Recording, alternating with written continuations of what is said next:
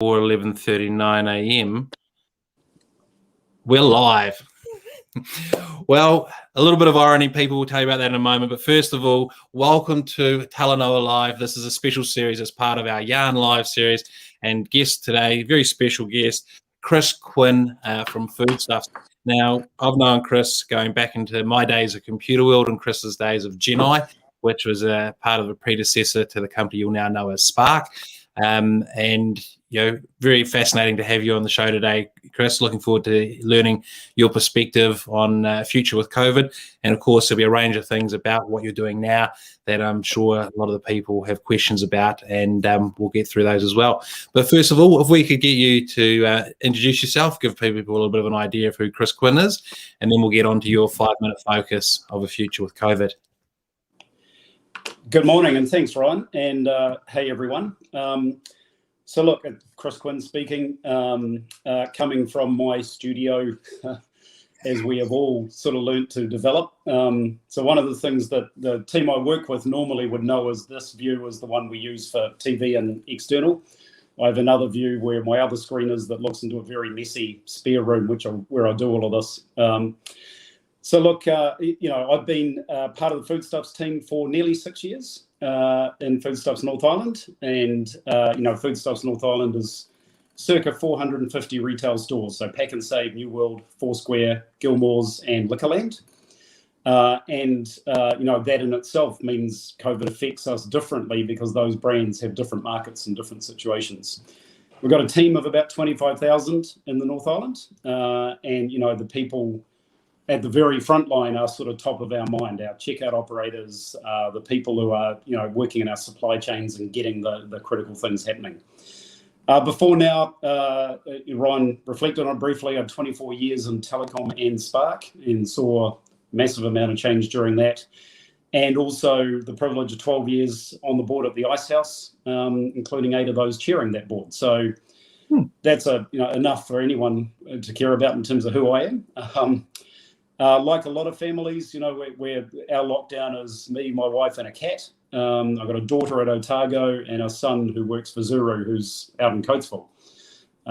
So they're all getting on with their lockdown lives as well. I think the one thing we'd say is this time round is not really an exciting new adventure.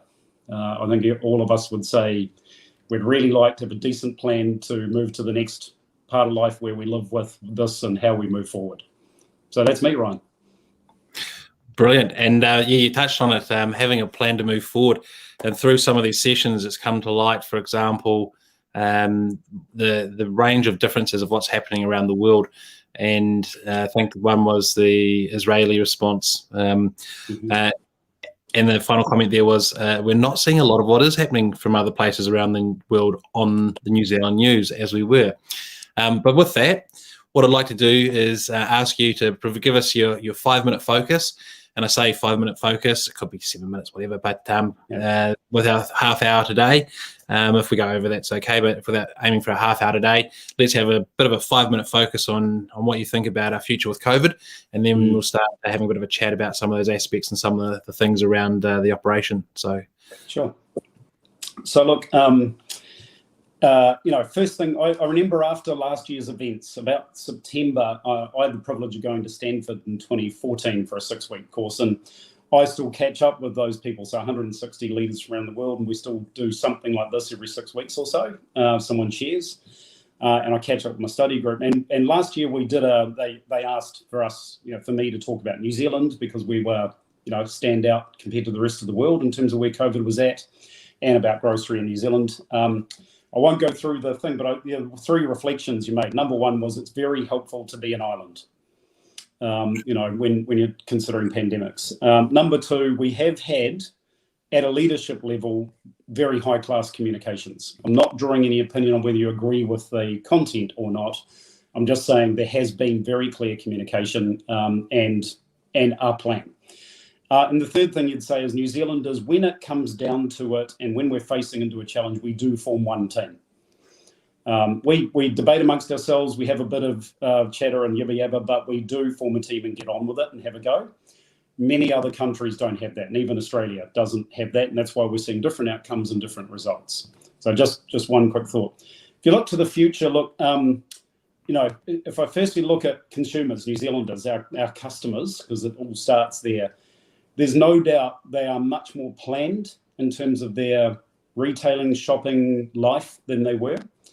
They're much more digital than they were, and I'll share some numbers that sort of give you an idea of just the wave of that. They are much more focused on health by diet. There's a general feeling of being healthy is a good thing. I think a general level of understanding that this pandemic and whatever follows it, the state you're in generally heading into it, is one of the things you can control.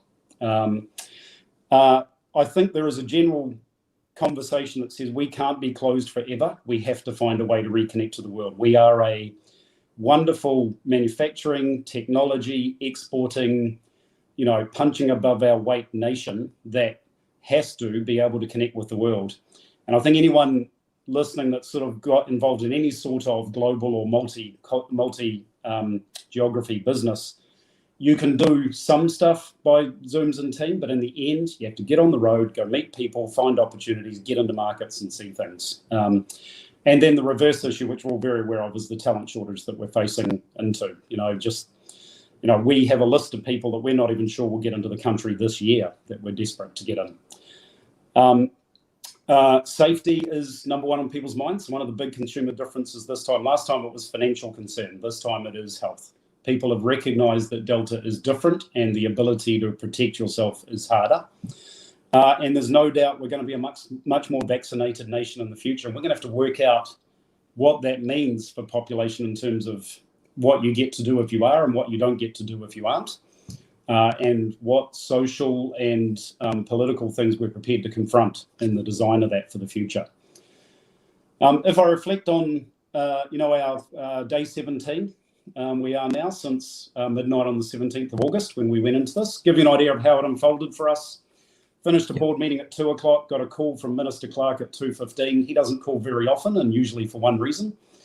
And that began the concern. We had an annual meeting from 3 o'clock to 5 o'clock with 400 of our members in the building. And we were supposed to have an awards event that night, which everyone was looking forward to. We got our annual meeting finished. We had a quick drink. We got everyone on the road back to their stores because we knew by 6 or 7 o'clock, we'd know there was going to be an alert level change to 4. So muscle memory is really strong. People went straight into the mode and know what to do.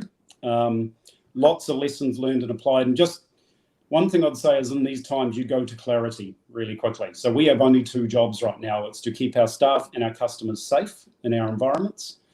And the current biggest safety risk is COVID. And secondly, to have stock on shelf or online in a way that assures customers that they're going to be okay. And you sort of just go, that's our job. Nothing else matters more than those 2 jobs.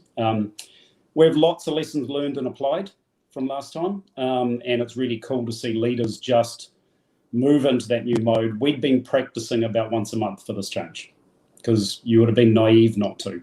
The new dynamic this time is the self-isolation regime. So give you an idea, about 4 or 5 days into this, I had 960 team members isolated for 14 days was the initial setting. So to bring that down to something very real, New World, Birkenhead and Auckland, 140 staff, 96 of them isolated and the 2 countdowns surrounding them closed. Go. So that's sort of the situation that got created. We've got a customer base in New Zealand is much more concerned about health than financial.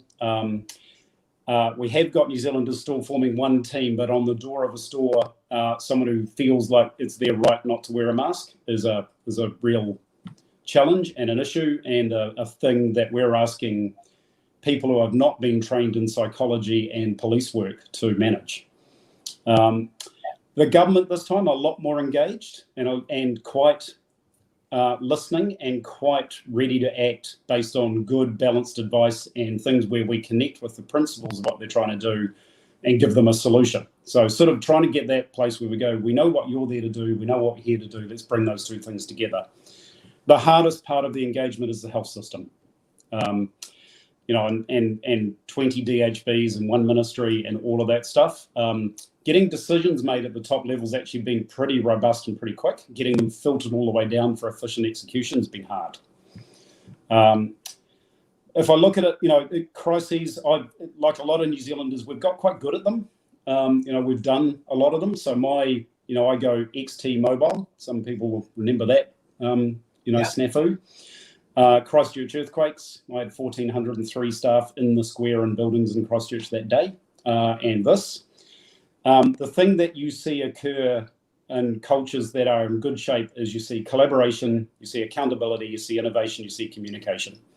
They're the four things that I sort of just keep thinking about. Where are they in place?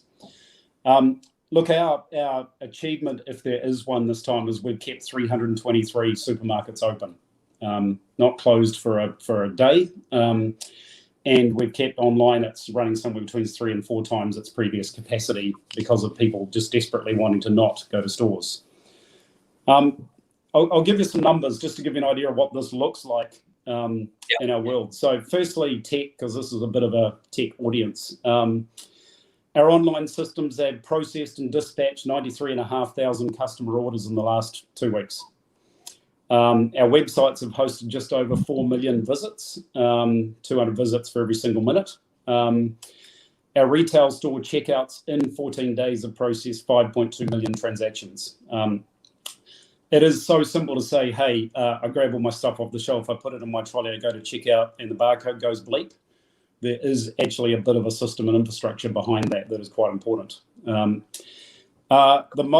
most people we've had on a Teams call has been 487 people at a time, and the infrastructure held up. And we've had, and I think most of us hate it now, 3,500 hours on Teams in 2 weeks, because it's just how we work.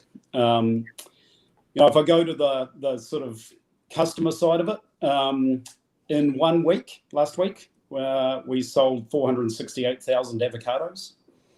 So, go you smashed avocado fans. 937,000 kilos of potatoes, 111,000 cauliflowers. One thing that's been quite different this time is people have bought a lot more fresh produce. 500,000 kilos of bananas. New Zealanders are still the highest consumption of bananas per population in the world. Just for us traditional folks to feel good, 3.1 million sausages sold last week from Auckland to New Plymouth. So flour, toilet paper, that stuff's always the demand. Give you an idea, flour normal week, 100,000 units. Week 1 of lockdown, 453,000. Week 2, 490,000. So if you're not getting baking done in your house, someone is letting you down because it's gone somewhere. Supply chain, we have rebuilt our supply chain physically and technically in the last 3 years, and thank goodness. So full SAP ERP system, full rework of our warehouse management systems. The last 2 weeks, we've gone from about 1.8 million cartons a week moving through supply chain to 2.4, and the systems stand up and do it. So those investments, they're always tricky investments because you go business benefit. In the end, you go, there will be some productivity benefit, but it is, that classic stay in business investment, which boards sort of, shift sideways and shuffle in their seats a bit because you go, do we really need to? It has been brilliant to have done so, to be ready for this. Look, last thing I'll just comment about before we go to some questions, maybe Ryan, or discussion. Yep. Learnings that we've learnt and applied. Being proactive with media and government engagement. So I am sending a briefing to government every 2 days. I'm trying to anticipate the questions that are on their mind and just give them the facts and information. Because it's much better to do that than take 20 or 30 phone calls from random departments that are all trying to run programs that duplicate. And it also gives them a good feeling of you've got some control and that they should not spend their time trying to help you do your job. Because, I can't help theirs, and, we need to, they need to do theirs well, we need to do ours well. Isolation and learning about that was key. We had very good practices around alert level checklists and getting things in place. To give you an idea about that communication part of managing crisis, every morning at 9 a.m. we run a all leaders call. That's the one we get 400 to 500 people on. And we just go, here's the situation, here's the changes, here's what you need to know today. Here's the stuff you don't need to debate, it's just required. Here's the stuff where we've got a recommendation. And then we do questions, and then everyone heads out for the day. And that works well in our environment because they're in the store from 5 or 6 in the morning. They've set it up. They take a cup of tea breather at 9 a.m., get a bit of an orientation, get their management team together after that and go again. Vaccinations has been a big different part of this. There was not an easy engagement to get us vaccinated prior. There has been a lot of focus during the event. We're probably, privacy is a big issue in this, but I would estimate we're well over 70-75% vaccinated across the essential worker supply chain now, and stores. 100% of our stores have had an event where their staff can get it done on site, and all of our supply chain. The other thing, I don't mind discussing, people will say, well, hey, at one point, I think up to 15 countdowns were closed. We didn't close any stores. That's a little bit about the magic of an owner-operator co-op. The owner-operator does everything they can to remain open for their community. They beg, borrow, and steal resource. They find a way. Corporates tend to sort of go, we've got to have consistent rules and apply them. It's that pivot, that innovation, that owner-operator spirit that gets you that result, and a lot of sharing across the co-op. So Pack and Save Wairau Park was our first affected store. We've got a Pack and Save in Henderson that's due to open in 3 weeks that had a team recruited. We just picked them up and shuffled them into that store. Wow. That's the sort of stuff that you can do. And then customer trends. Look, I've mentioned a few. People are more concerned about health than anything. They're shopping less often for a bigger basket because that's what we've asked everyone to do. They trust supermarkets to be safe. About 75% of people have said, yep, we are happy to shop, which is important. And the demand for digital just multiplies every time that we go into this mode. So I'll stop there and maybe, some questions or some conversation. Well, look, we've got a few questions. We've got in the comments, which we'll get to. So we've got Mike Blanchard, we've got Brendan Bain, some names that you probably recognise from Mike from the supply chain world and Brendan from the tech world. But just to come back to a couple of those points, one of the things we wanted to ask about was those moments. You said we're asking staff to deal with situations and they're not psychologically or police trained. So what is happening? Is there security involved or security involved, or are these just isolated incidents, that are sad occurrences that you don't need to account for going on? There's 3 groups out there, right? So there is by far the majority of people, call it 95%, like all of us, they get why masking is required. Yes, you take responsibility for yourself and your family to do the right thing. And you also have enough respect for other humans in the store and for our team and all that to just do the right thing. And that is 95% plus. I don't have a number, but it's a very high percentage of what occurs. Everybody's a bit more edgy. The job of shopping gets harder when this happens, and that's frustrating. We get that. There is a group of people who have genuine exemption reasons. There are medical conditions that make the wearing of a mask difficult. The first thing we'd say, if at all possible, can someone else shop, from the household or for you?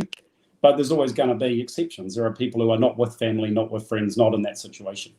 We've got Student Volunteer Army up and running, so people can work with them to order through them and get that rolling. And we've tipped some cash into them to just help them scale up and go. And, they're just a cool organisation and doing a great thing for families who are doing the right thing by the rest of us by isolating. So, then I'll use a colloquial expression. Then we have some mask holes.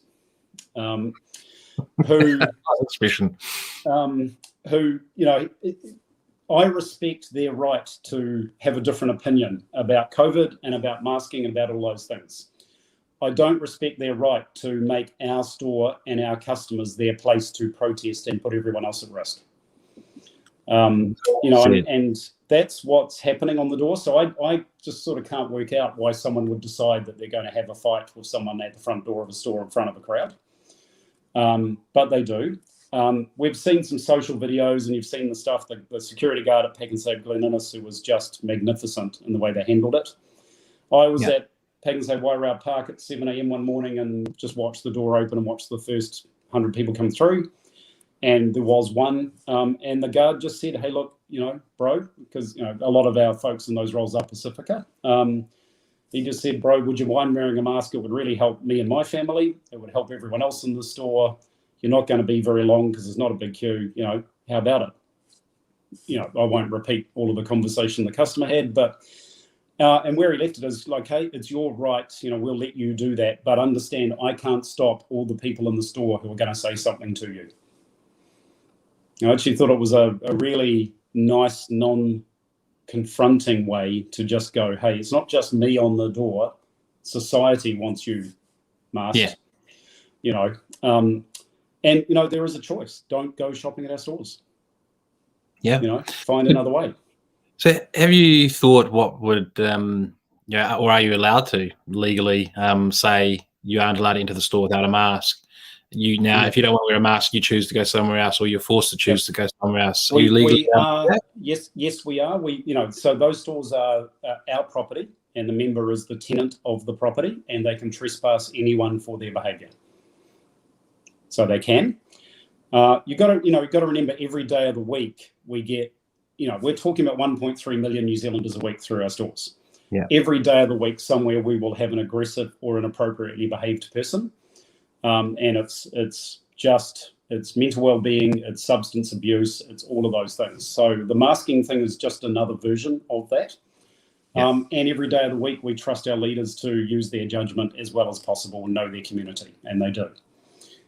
So they'll make a call, and that's the beauty of an owner-operator model, is you've got a mature business owner in each location who can make a call with their team and just do the right thing by the overall outcome. So it isn't black and white. And our concern now is, this goes on for several weeks, and I expect the masking conditions will be greater than they were previously, because Delta is different to previous. So even level 3 is masking. Level 2, we don't know yet, but it could be. The frustration of society with it will continue to be an issue. I guess, I'd say, how does everyone on the call feel about the fact we hop on a plane and put on a mask still? It's not a great feeling. I personally have no problem with it. I live in West Auckland, Te Atatu South. We use Countdown, and we shop online as well. So some good feedback from my wife. Mm-hmm. But in West Auckland, the number of people that don't wear masks and the number of people that aren't moving and are not wearing masks, and I live on a road that has a park, and you got to walk through like a meter walkway for 20 meters to get to the big park. So I was 18 meters in, and this person come around the corner, no mask, and starts walking towards me, encroaching on my 2 meters already. So I said, "Oh, hey, buddy, 2 meters social distancing, stop." "Oh, whatever." Mm-hmm. And I said, "No, not whatever. My personal choice. You might have a personal choice not to wear your mask, but I have a personal choice that I want to wear a mask, and I don't want you to breathe on me." I said, "I'm 2 meters from getting out. Why don't you just back off?" "Nah, fuck off." Mm-hmm. So I spun, put my face against the wall, and over dramatized it a bit, and gave him a few colourful expletives as he walked on. Told him what I thought, but it's like, what would it hurt for you to just step back a couple of paces and let me walk out? But I mean, that's West Auckland, right? Well, it's pre-existing attitudes to each other play out in a different way. Yeah. And all you've got to sort of do is go, hey, I have an absolute accountability to keep our people safe. And when customers are in our properties, I have the same accountability. So I've got to stand for that. Absolutely. Yeah. I would think if I was shopping, like we're lucky in the sense that my wife has health conditions, so we get exemption to shop online, and therefore we don't have to face going to the supermarket. And by the way, I've popped up a question so you can read it and have a bit of a think. Yep. And the feedback is that I think it was New World, which is one of yours, isn't it? Mm-hmm. Yep. So with that, you can change the order up until the 12 at night, the day before the delivery. Yep. So if you forget something, we want to add something or anything, you might put it in 4 or 5 days in advance, and then you want to add to it. With that one, you can. But I'm just thinking which brand it wasn't that you can't. I think it's one that's not one of your stables. So it's a good thing that you're doing, and just wanted to share that. I don't know if anyone else is experiencing it, because probably most people have to go to the supermarket. But let's have a look at Mike's questions. This is probably going to be supply chain focused. and I just read it out. As we know, there are not as many ships arriving at our points at the moment. What effects does this have on your range that you currently procure? So, look, the global supply chain capacity and delay issue's been going since last year. So it's not a COVID Delta issue. It's an ongoing issue, and all estimates would say ongoing till the end of 2022. So it's first seen, and it affects cost, and it affects speed and availability. We think about this in two ways. One is we carry about 80,000 different products in our supply chain. And as at today, I've got about 780 on medium to long-term blocks. So they're not in stock and not likely to be in stock soon. So that gives you one view of the answer to that question. Yeah. The other way I'd look at it is one of the key measures in supply chain that any supply chain person will be familiar with is availability. So when our store orders 100 products, what percentage of them were available that day to ship? We would like to be well over 95%. Last week we were down in the mid-80s because we just got slammed. For our own brand imported product, we run at about 97% available and still are. For a number of our supplier partners, they would be much lower than that. It's a bit of a function of working capital, supply chain capacity, storage capacity, and a bit of commitment. So the big thing we work on with our partners is New Zealand being prioritised? So is it getting here? And then are we being allocated our fair share so that it's available for customers? And are you feeling limited in any way by working capital amount of stock you hold rather than just getting it in country, particularly for long dated stock items where you can make those choices? But the combination for New Zealand has been rough, right? So supply chain capacity globally, the Auckland port throughput available, the pressure that puts elsewhere, the aftermath of earthquake effect on Senda Port. There's just, you sort of look at it and go, pieces of the puzzle got taken off the table, unfortunately, all at the same time. So for the first time in the last month, we've had stock arrive in Lyttelton and be sent back to Auckland. And because it's just about port capacity and stuff like that. So there's no stone being left unturned.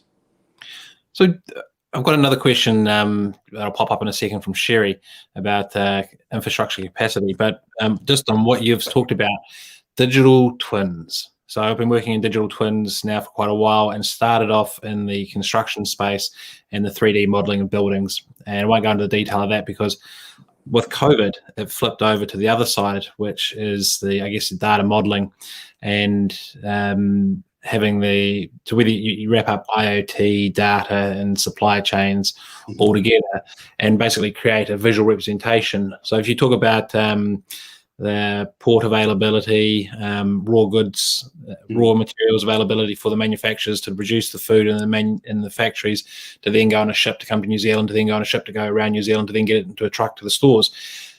Do you, with all the technology, is digital twins something that you currently use or has been on the discussion table? Not currently used. Sort of our journey has been from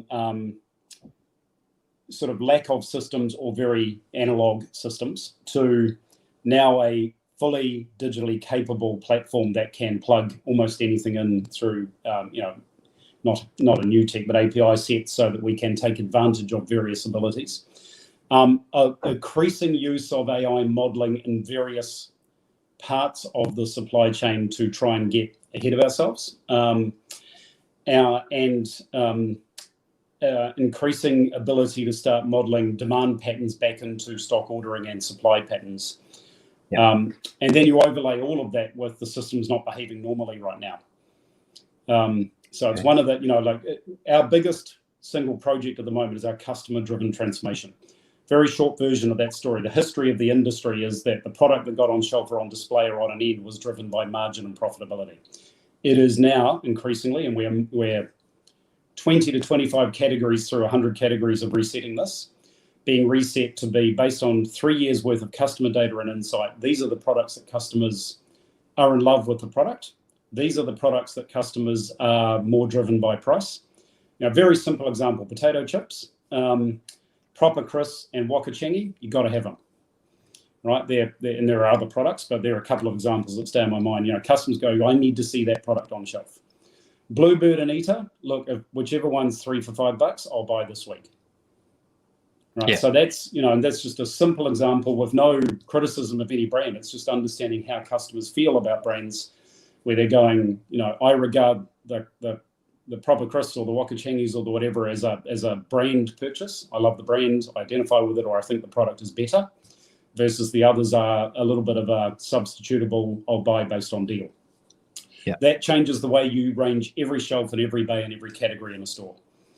And we're working our way through that. It took us 12 months to process all the data through a set of tools through a partner.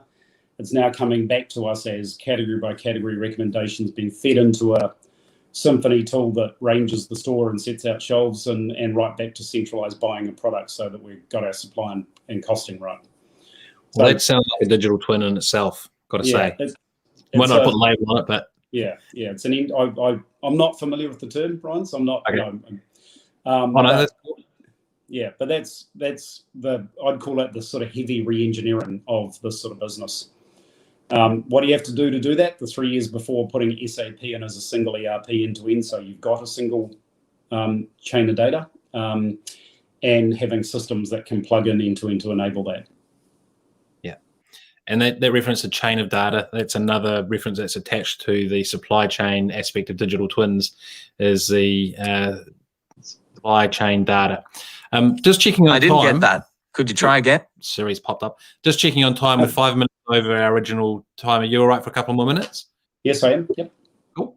Right. Well, I'll move to Sherry's question because it's quite a tech one, quite a good one as well. So it says, I've enjoyed the avos. That's good. So have we.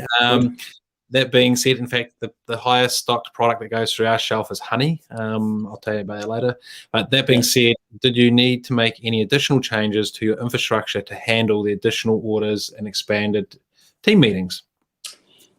Good question, Cherry. To our core infrastructure, so our Microsoft environment, our user environment, our desktop environment, no. Very robust. Actually stood up last year when this was all a bit new, and we picked up 1,100 people and sent them home at 2 hours' notice with their kit under their arm.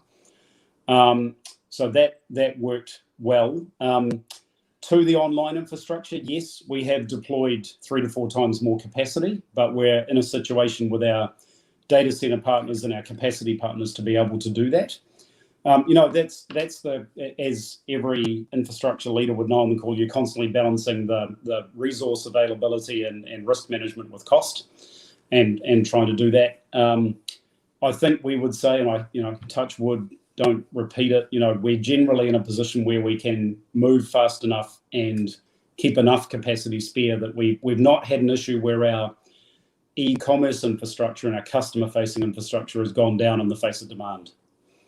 Yeah. And we're able to move relatively quick. But the short answer to your question is yes, we absolutely did deploy more into that because it absolutely made sense to do it. We knew what was coming. Yeah.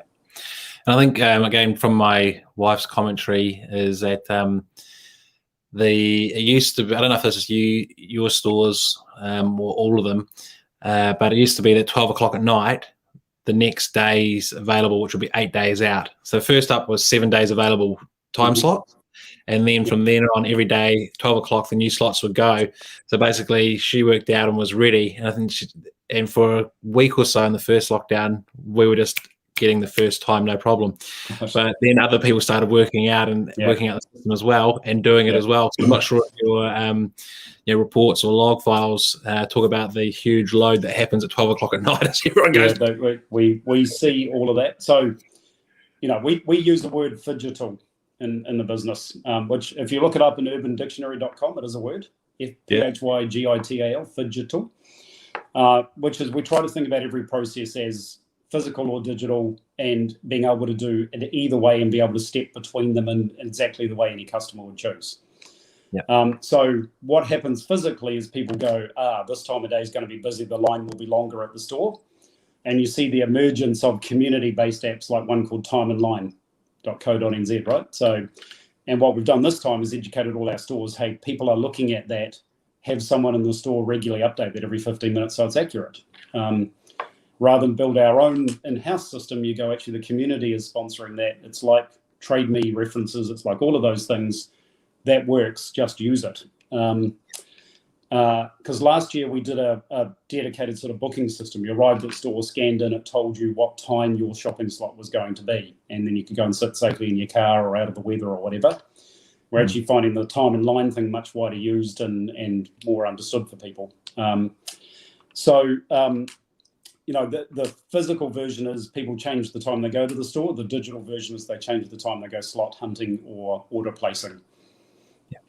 Well, I think the time and line thing works better for the average Kiwi because you can see that's the person in line. Like we were sitting in the car to go for vaccination, and someone drove in the wrong way. There's all signs everywhere, but they were an old couple, and they drove in the wrong way, I think, because they just saw this is where you go. So they drove in the wrong way, and with only people coming in this way, probably didn't notice a line of 1,000 cars behind us, and the people in front of us just jumped on the horn, and the guy's out the window. And my wife's like, oh, there are a couple of old people. They haven't noticed. Leave them alone. But there's an example of if I'm in line, I can see and protect my place. Whereas if I take a tag or a time slot, go sit in my car, someone might be able to jump the queue ahead of me, and that's not on. The irony is, my brother moved to Sweden back when I was 20, so that's over 25 years ago. And in Sweden, same thing. Back then, you would go up, get your tag and your number, and then you just wander around, and when you got called up, that's when you went to the counter. So it was very efficient over there, but it took him quite a long time to get used to it, and he didn't like it to begin with, but now he's been there 20 plus years. That's the way he does it. So what you get used to. So let's have a look at this one from Brendan Bain. Good Otago lad. So a question for CQ: do you foresee customer shopping behaviour and preferences changing as a result of COVID lockdowns in the near future? And do you see these changing your strategy in terms of online versus bricks and mortar or anything else? So I guess what happened the first time? Did everyone go back to shopping in the supermarket, or did they stick to online as a first point of? Good question, Brendan. And how you going? Look, behaviours changed last time, and they basically became less frequent shopping, bigger baskets, because we're all told, try and make a list and only visit every 7 to 10 days if you can. That it used to be 2.5 times a week. It's more like high 1s to 2 times a week now for average number of visits. Baskets are bigger because people are planning and shopping less often and stocking up more. Some of the category trends, so we discovered frozen food was actually not bad for you last time, and you could keep more of it in your freezer for longer. So you see people buying a lot more frozen produce and stuff like that because they've worked out that frozen mixed veggies or beans or whatever is actually a pretty healthy thing. Online, definitely 3 to 4x multiple during lockdowns and increased alert levels. Falling back to about double would be the rough guide. And I expect the same, we'll see another rise, fall, but at a higher permanent level. You got to remember a couple of things are going on. So New Zealanders generally, in terms of online, there are a few categories that are extreme. So clothing, a bunch of stuff like that, we might be up in the 30s and 40% willing to and buying online. In food, around the world, generally in grocery food, your most penetrated markets would be 15%. So Kuala Lumpur, Singapore, places like that where people are living in very dense accommodation, where there are stores at the bottom of every high-rise apartment building, where there's everyone's public transport, not cars, that drives demand. In a country like New Zealand, where we're mostly still personal car-driven, where we mostly still travel to work and travel past a supermarket, we're still pretty inclined to go physical shopping. We are growing and doubling most years in terms of digital. We are investing hard in it. It's a bit of a different deployment challenge in a co-op because I've got a lot of people to convince that about executing it the right way. We considered investments like dark stores and things like that. We actually think there is a step beyond that, which is about micro fulfillment centers in the back of every store. And that's the bet we'll place. And that means basically, because there is no such thing as a purely digital shopper. Most shoppers have a percentage of what they do is digital, somewhere between 0 and high 70s, and then some physical. And what we're trying to do is capture the entire customer experience and deliver to it. But there's no doubt, and then future design like drive-through, pick-up, boot, we're trying all of them. So different stores, you'll see some different deliveries. So Pack and Save Albany has a drive-through, and others we're trying that. In the future, we will see more of that, partly for efficiency and partly for convenience. I think safety will come and go. So I think that I don't want to leave the car for safety. That will come and go because the reality is people are going to leave their homes to do other things. But convenience will be the driver. And the tech platforms we're putting in have all the capability to do number plate recognition or text update or all those sort of things. So build one core digital platform with the ability to plug in any possible future trend and keep it going. I see Mike's question there about, or comment there about Foursquare. That's next for going online. We have about 50 of 180 Foursquares are on SAP. We need to complete that transition, then we can add online to their world. Yeah, I think there's another comment here that was before that, so I'm not sure if that's just related to our digital twins comment. But as I saw, he had asked the original question and cool. Saying thanks. I thought I'd pop that one up there. Now, the click and collect, like just as a comment, when we did the vaccines, so my wife had her second vaccine the next day, and we were sitting there at 9:51 at night, and she said, "I haven't had anything about the second vaccine. For my first one, I had a confirmation email and text, and then a reminder confirmation and text, and I haven't got anything." So I was starting to message Shane at the Ministry of Health. In fact, I did get the message through. I said, "Hey, Shane, just to let you know, there might be a problem with the system because we haven't had our reminders." And as I press send, it goes ding. And it says, "Oh, yeah, actually, I've got a reminder now, but it says, don't go to where we were going. Go to the drive-through at West Trust Arena in Trust Arena in West Auckland." So, okay. And I said, this is now not an appointment. This is a wait in a queue. So we went there with 15 minutes before the originally scheduled appointment at 11 o'clock and sat in a queue and got through the whole thing in an hour. Now, when we did the first one down at the warehouse, the old warehouse stationery in Henderson, it took an hour. So essentially we sat at the same time frame, different thing, but the drive-through was quite cool because it's do it through the window. So in terms of trends around the world, is drive-through supermarkets something that's going off? I remember when I went to Australia in 99. Not so much drive-through in terms of one lane, one car at a time. Not so much. Deliver to boot, yes. So the more productive way is, you imagine you have an area of a car park that is your click and collect. Number plate recognition or text ahead or book time, pull in, park, pop boot. One of our team can efficiently put the shopping order into the boot, close it, go. Drive through creates a slight one by one. So from a productivity point of view is a bit tougher. And also requires, car park space in any supermarket is precious space. If you use up a lane, for lining, you'd rather make sure you had more car parks to enable more people to go shopping. So there's a bit of design and all of that. Our initial rollout was locker based. So we put it in the locker, you turn up at a time, you have a 15-minute or 30-minute window to take your product out of the locker. As we increase our capacity and volume, it'll be more efficient to go to a deliver to boot. Because you're cutting out, it's just like any time and motion study, right? You think about all the steps required to get through it and you try and sharpen those. Cool. Hey, I just want to say thank you very much. And before we get to your closing remarks, I just want to sort of make sure we've covered off everything, pot up all the messages. There's a thanks there from Megan for us. And that, in my mind, is for you. But just to do a bit of a mental check, we've talked about the staff and what they do, some of the behaviours and treatments, the numbers, the tech, the operations in the background. So I'm pretty sure we've covered every aspect that I can think of. Is there anything that we may have missed? Look,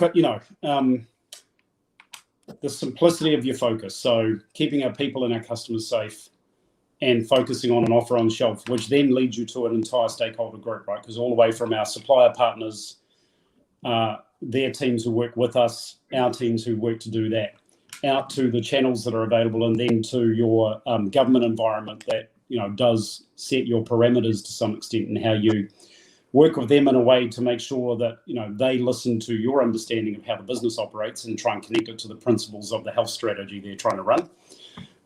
That's really important. The communication thing is just so critical all the way through this. So, in times of crisis, you find yourself doing a lot of connecting the dots.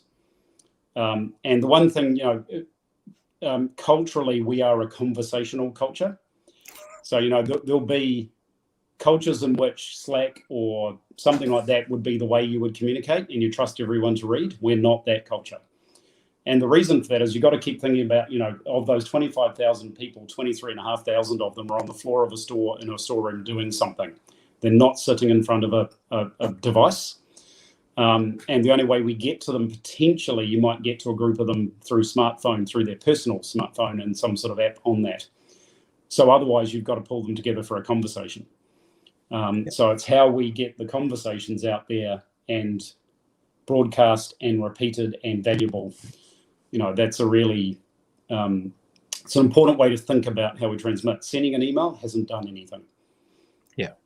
And I've got to explain why I laughed when you said conversational culture, because I've never heard that phrase before. But earlier this morning on a call, we were talking about productivity and how New Zealand's productivity is so low, but our hours are very high. Mm-hmm. And a friend of mine who's German, and obviously we know the phrase precision German engineering, right? So he said, yeah, in New Zealand I double my program length because Kiwis spend the first half the day or at least half a day talking, whether it's about the rugby, the car racing, or actual work. It could be about work too, but they'll spend half the day talking. Says the culture in Germany is you would work from 9 till 5, and then you all go for a beer together till 6, and then you go home. So at that 1 hour at the end of the day, that's when you do all your talking. And I sort of thought about it and thought, wow, how you get the message across? Exactly the point you're talking about. We do it through conversations. It's a change management thing. You've got to engage people's awareness and desire to do stuff. Cool. Well, look, I'm not sure if you have almost given us your closing remarks in that piece there. What you say that is, but do you have anything to add as your closing remarks that you'd like to share with people? Look, the only other thing, I sit here incredibly grateful to a very talented team who have built an environment that can withstand a 4-hour notice tripling in demand. And you're reminded about people's absolute magic in doing that. The people we worry about most are our checkout operator, our front door people, my people on our customer engagement queues. So we run chat, call center, website, email, because that's where a lot of what we've talked about with the public shows up. And the other thing, the greatest thing right now, though, is you got a lot of people that have got a real reminder that what they do is important and valued, and that New Zealanders are sort of going, hey, thank you for keeping this going. And that's part of what we try and make sure all the guys understand as a reward. And we're pretty proud of what we've managed to deliver for the last year and a half for the teams that have delivered it, and also grateful to all of the customers who have given us a chance. Because it's not normal, and no one loves that the shopping job got harder. But if we just sort of respect each other a little bit, we'll get it done well. Yeah, absolutely. Thank you very much. And if you hear the noise or see that waving in the background, my dog has broken into my studio. So he's just down there. The door was shut, we broke it. But to come back to it, yes, pass on great thanks from New Zealand to everybody here right now, and of course through your channels, because it's absolutely amazing. The people that you say on the checkout and the front doors and customer facing and the face of it all literally are in the face of it all. So huge thanks to everybody, and we always try and have a nice chat and say a big thanks to the people that deliver for us. The dog usually barks at the door and they drop and run, but they got used to that now. All bark, no bite. But yeah, so to wrap it up today, thank you very much, Chris, for being on Talanoa Live. Look forward to seeing all the comments and discussions. We've got it across LinkedIn, got it across Facebook and YouTube. So we'll go and have a look at those and clean them up. And when I say clean them up, Facebook sometimes attracts a few of those people that we've talked about already. But last thing is, huge thanks for your time. And thank you so much. We'll let you get back to running our food supply and keeping us well fed and looking after the team that are doing the doing on the ground. Thank you. Cool. Thank you. Ka kite anō.